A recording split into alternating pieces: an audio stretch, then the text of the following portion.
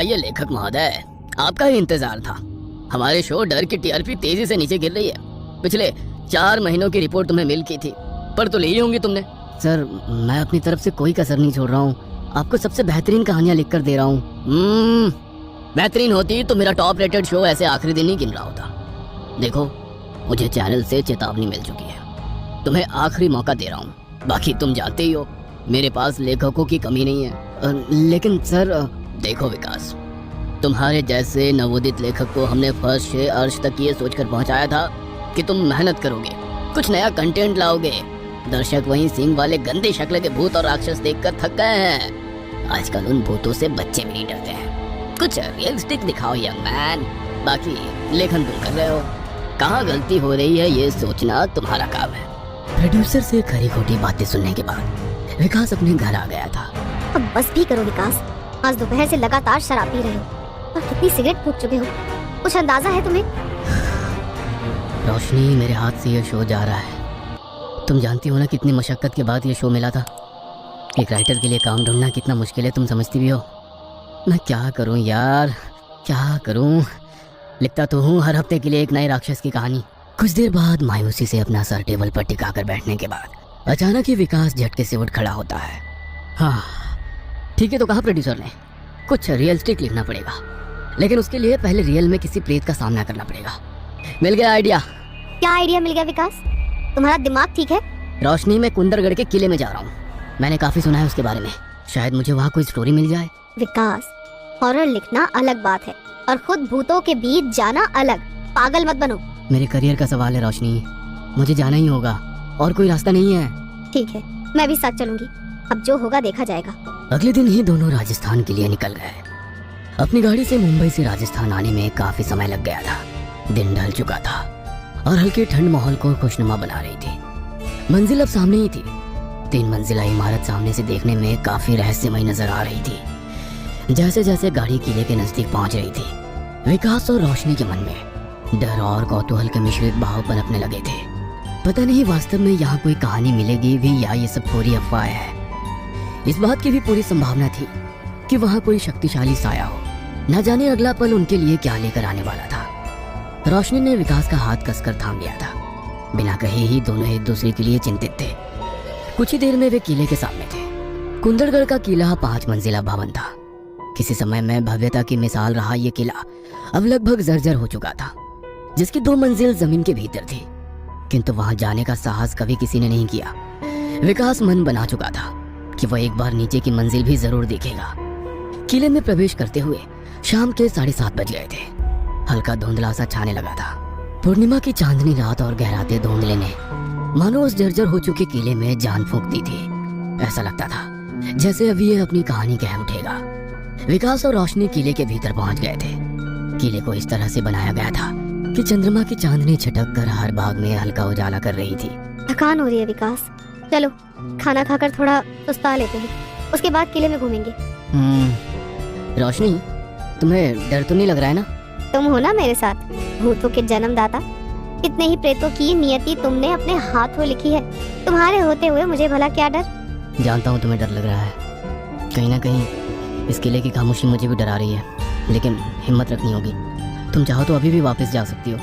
Please विकास, छोड़ो ये सब। रोशनी ने विकास के कंधे पर सर रख दिया। कुछ देर तक रोशनी ऐसे ही विकास के कंधे पर सर रख कर बैठी रही।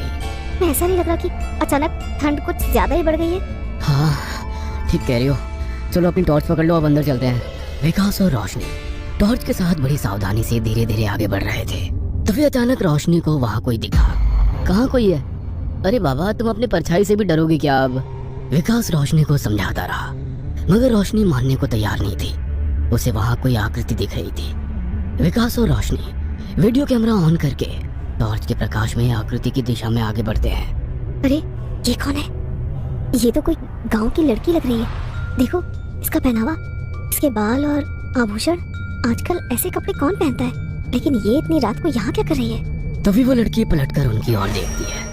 बेहद खूबसूरत सी लड़की, पैरों में मोटी मोटी झांझर पहने, तनखे तक की लंबाई वाला घाघरा और लाल रंग की सुंदर सी चोली। महावर से रंगे हाथों को अपने चेहरे पर ढककर वो टॉर्च की रोशनी से बचने का प्रयास करने लगती है। विकास सकपका कर टॉर्च बंद कर देता है। जैसे ही दोबारा टॉर्च ऑन होता है, लड़की अपनी जगह से गायब हो चुकी होती है। विकास और रोशनी के हाथ पांव ठंडे पड़ने लगते हैं। विकास फटी हुई आंखों से रोशनी की ओर देखता है। रोशनी की आंखों में भी डर साफ दिखाई पड़ रहा था। तभी झांझर की आवाज सुनाई पड़ती है। विकास देखो वो रही, लेकिन ये जा कहाँ रही है? श्श्श। विकास रोशनी को इशारे से चुपचाप पीछे पीछे चलने के लिए बोलता है।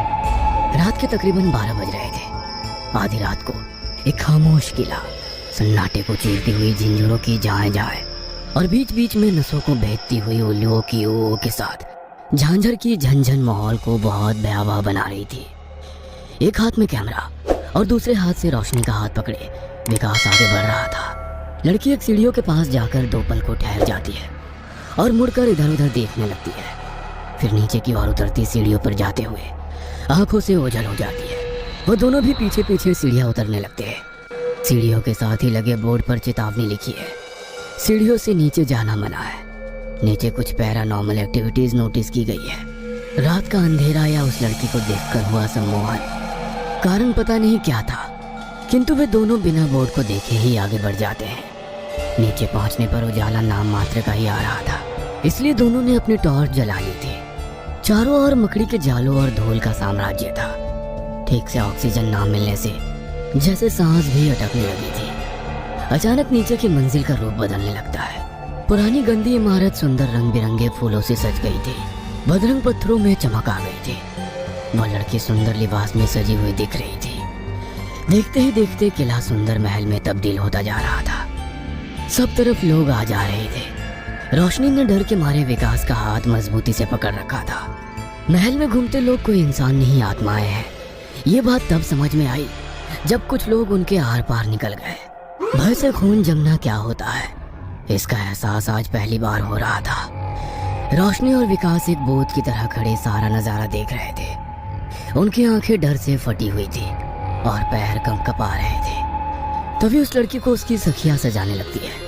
राजस्थानी लोकगीत और ढोलक की थाप पूरे महल में सुनाई पड़ने लगती है। वहां होती अफरा तफरी से ऐसा लग रहा था मानो कोई उत्सव या ब्याह का माहौल हो। तभी एक सैनिक जैसा दिखने वाला आदमी आकर इशारों में कुछ कहने लगता है। उसकी बात सुनकर हर तरफ रोना पीटना मच जाता है और महल की सारी औरतें एक जगह इकट्ठे होने लगती हैं। अचानक ही सारे पुरुष हथियार लेकर बाहर की ओर भागने लगते हैं। कुछ पल के बाद एक सैनिक गर्दन झुकाकर शोक समाचार सुनाता है। राजकुमारी जी, कुंवर सा नहीं रहे। नहीं। सा केवल कुंवर सा ही नहीं, आपके भाई और पिताजी भी युद्ध में वीरगति को प्राप्त हो गए। ब्याह से पहले ही जिस कुंवर ने मेरे मान की खातिर अपनी जान दे दी, मैं प्रण लेती हूँ उस कुंवर के अलावा कोई मुझे छू भी न सकेगा।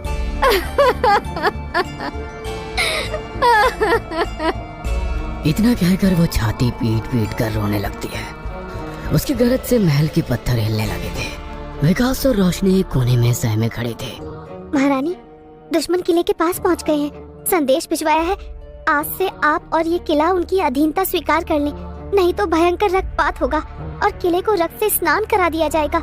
इतना सुनते ही राजकुमारी और महल में उपस्थित औरतें विलाप करने लगी। उनके रुदन से लग रहा था कि कानों की नसें फट जाएंगी। विकास और रोशनी ने अपने कानों पर हाथ रख लिया था। अगले ही पल महल में प्रकाश के लिए जलाई गई लकड़ियों को उठाकर राजकुमारी ने स्वयं को आग लगा ली। एक एक करके सारी महिलाएं एक दूसरे से घेरा बनाकर खड़ी हो गई। किले में जीवित महिलाओं की चिता जल रही थी। उनकी चीखें सीने को भेद रही थी। राजकुमारी सहित अनेक महिलाओं को ऐसा जलता देखकर रोशनी खुद पर से नियंत्रण खो बैठती है और उसकी चीख निकल जाती है। रोशनी की चीख से वहां पर अब तक रचा गया तिलिस्म खत्म होने लगता है। महल में लटके भारी खूबसूरत झूमर मकड़ी के जालों और धूलों में बदलने लगे थे। चमचमाती दीवारें टूटे पत्थरों में बदल रही थी। वह खूबसूरत राजकुमारी अर्धजली अवस्था में और बढ़ने लगी थी। धीरे धीरे किले में उपस्थित सारी आत्माएं चलते हुए रोशनी की ओर बढ़ने लगी।